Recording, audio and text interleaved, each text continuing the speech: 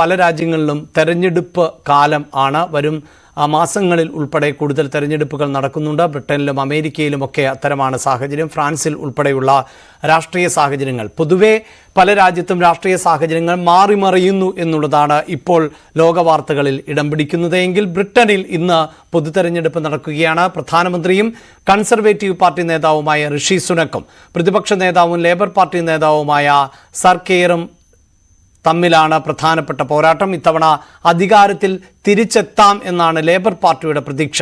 650 സീറ്റുകളിലേക്കാണ് തെരഞ്ഞെടുപ്പ് നടക്കുന്നത്. നാളെ രാവിലെ തെരഞ്ഞെടുപ്പ് ഫലം പുറത്തുവരും. വിവരങ്ങളുമായി സുവി വിശ്വനാഥൻ ചേരുന്നുണ്ട്.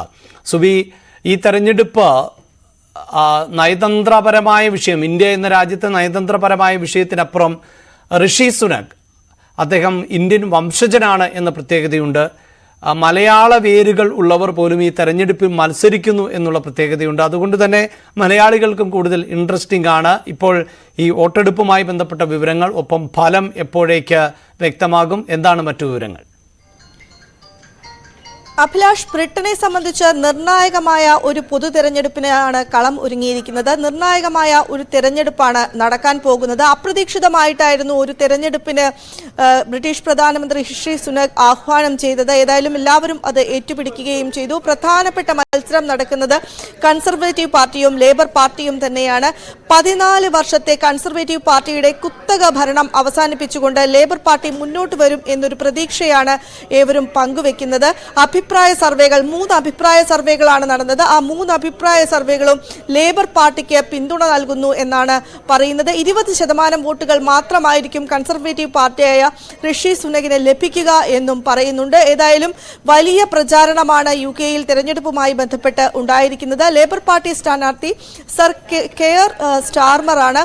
അദ്ദേഹത്തിന്റെ സ്ഥാനാർത്ഥിത്വത്തെ ചൊല്ലി ചില സംശയങ്ങളും പ്രതിബന്ധങ്ങളും ഉണ്ടായിരുന്നു.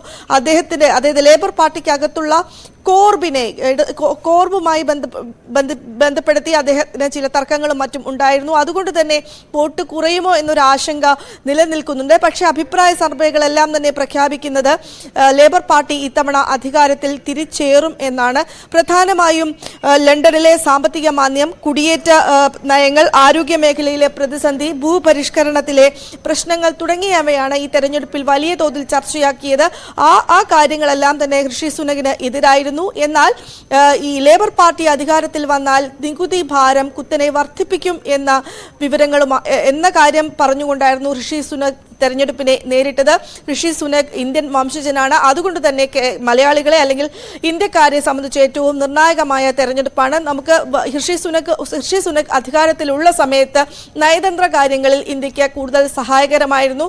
അദ്ദേഹം മാറി ലേബർ പാർട്ടി അധികാരത്തിൽ വന്നാൽ ഏത് തരത്തിലായിരിക്കും ഈ നയതന്ത്ര ബന്ധങ്ങൾ മാറുക എന്ന് ഇപ്പോൾ പ്രവചിക്കാനും സാധിക്കുകയില്ല. അഭിലാഷ്, അതാണ് ഒരുപക്ഷെ ബ്രിട്ടനിൽ ഭരണമാറ്റത്തിനുള്ള സാധ്യതകളുണ്ട് എന്ന് പൊതുവെ വിലയിരുത്തപ്പെടുന്നുണ്ട്. പക്ഷേ എന്താകും എന്നുള്ളത് നമുക്ക് നാളെ മാത്രമേ, ഫലം വരുമ്പോൾ മാത്രമേ പുറത്തറിയാൻ സാധിക്കുകയുള്ളൂ. ഇന്ത്യൻ വംശജനായ ആൾ ആണ് ബ്രിട്ടന്റെ പ്രധാനമന്ത്രി എന്നത് ഏറെ കൗതുകകരമായിരുന്നു. കാരണം കാലങ്ങളോളം, ഏതാണ്ട് 2 നൂറ്റാണ്ടോളം ബ്രിട്ടന്റെ ആധിപത്യം ഇന്ത്യയിലുണ്ടായിരുന്നു. ബ്രിട്ടന്റെ കോളനിയായിരുന്നു ഇന്ത്യ എന്ന രാജ്യമെങ്കിൽ ആ രാജ്യത്ത് നിന്നുള്ള വംശജൻ ആണ് ഇപ്പോൾ ബ്രിട്ടൻ ഭരിക്കുന്നത് എന്നതായിരുന്നു അതിൽ ഏറ്റവും പ്രധാനപ്പെട്ടത്. പക്ഷേ ഭരണം നഷ്ടമാകുമോ എന്നതുൾപ്പെടെയുള്ള കാര്യങ്ങളിൽ നാളെ വ്യക്തത വരും.